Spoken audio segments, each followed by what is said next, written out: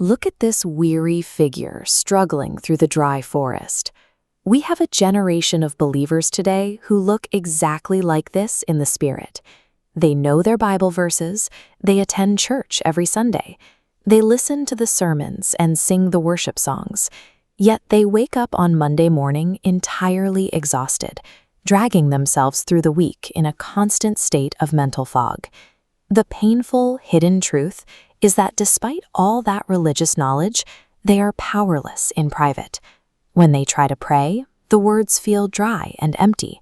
When temptation knocks on the door, their resistance crumbles immediately. They have the vocabulary of victory, but the reality of defeat. Why are so many believers living this way? Because of a shocking omission in modern teaching. Most Christians were taught how to survive, but they were never taught about Zoe Water. Zoe Water is a literal spiritual substance, a flow of actual life from the Holy Spirit to the human heart. This goes far beyond poetic metaphors, the emotional high of a worship set, or the fleeting motivational energy we try to drum up through human willpower. The great tragedy of the modern church is having millions of believers trying to fight an intense spiritual war while completely dehydrated. They look at their profound emptiness, their exhaustion, and their failure, and they falsely excuse it as just a tough season. They are dying of thirst and don't even know it. We must dismantle a mainstream deception crippling the church, the lie that once you are saved, you automatically maintain your spiritual strength. Believers think that because they said the prayer and have their salvation, their spiritual tank will simply stay full on its own. Hear me on this. Spiritual life is a usable resource, and it must be replenished. This diagram illustrates the reality. You are the branch, not the vine. The glowing light represents God's life. When the connection weakens, the supply stops. The branch fades. Depleting that resource causes severe symptoms, immediate loss of clarity, discernment, and peace. Normalizing this dryness is a dangerous error. Feeling empty is not normal for a Christian. That emptiness is the ultimate proof that you stopped actively drawing life from the Holy Spirit. Watch how these golden roots expand and pulse with light. This is Zoe Water.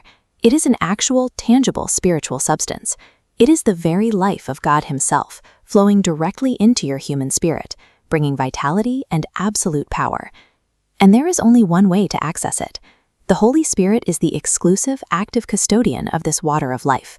He is the one who distributes it. He is the one who sustains the flow. When this water flows properly through a believer, it does not remain invisible. It manifests outwardly.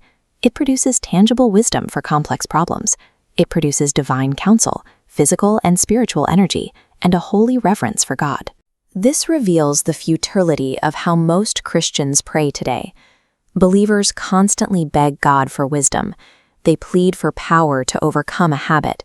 Yet they completely neglect the spiritual water that actually produces those traits. You cannot have the fruit without the sap. Without the flow, you will have no victory. You will have no true discernment. You will have no power against the enemy. This constant stream is what enables every spiritual manifestation in your life. We need to understand the difference between the initial seal of salvation and the intended overflow. At the moment of salvation, you receive drops of Zoe Water. Those drops are vital. They mark you forever as belonging to God. But a few drops are entirely insufficient to sustain you. You cannot fight spiritual warfare on a few drops. You cannot maintain purity in a deeply dark, corrupt generation on a few drops.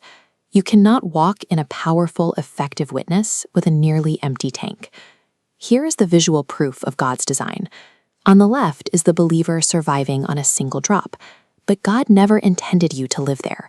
Look at the right. His design is immersion. His standard is continuous, rushing supply. Out of your belly shall flow rivers of living water. We need this overflow because of our profound human vulnerability. Look at this tiny traveler on the vast map. That is us. We are walking blind, completely unable to see the unseen spiritual forces, the traps and the heavy storms gathering directly over our heads.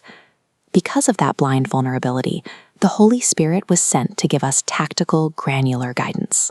He is there to navigate the everyday moments, your business choices, your difficult conversations, your immediate reactions to stress.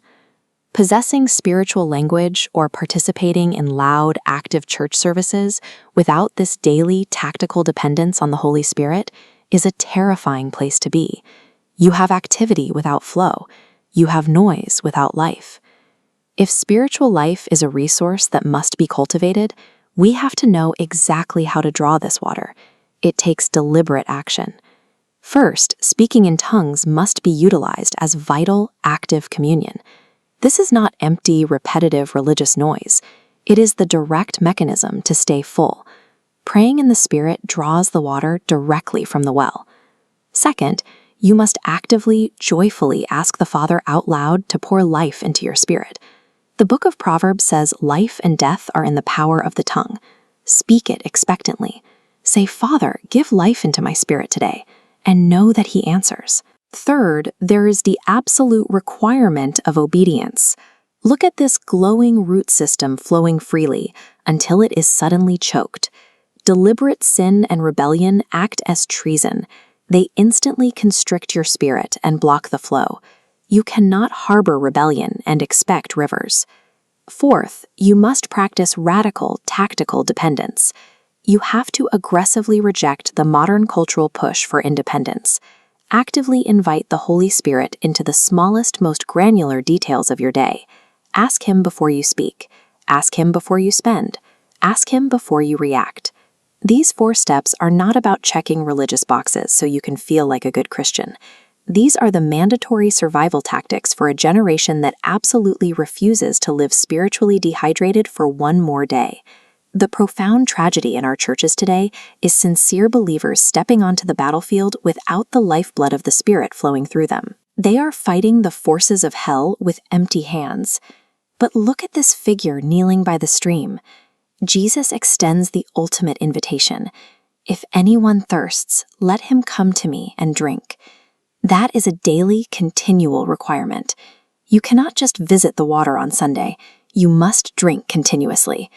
True spiritual awakening will not come from a new program or a better speech. It begins the exact moment we stop trying to survive on drops and realize that God has promised us rivers. Drink deeply, live powerfully,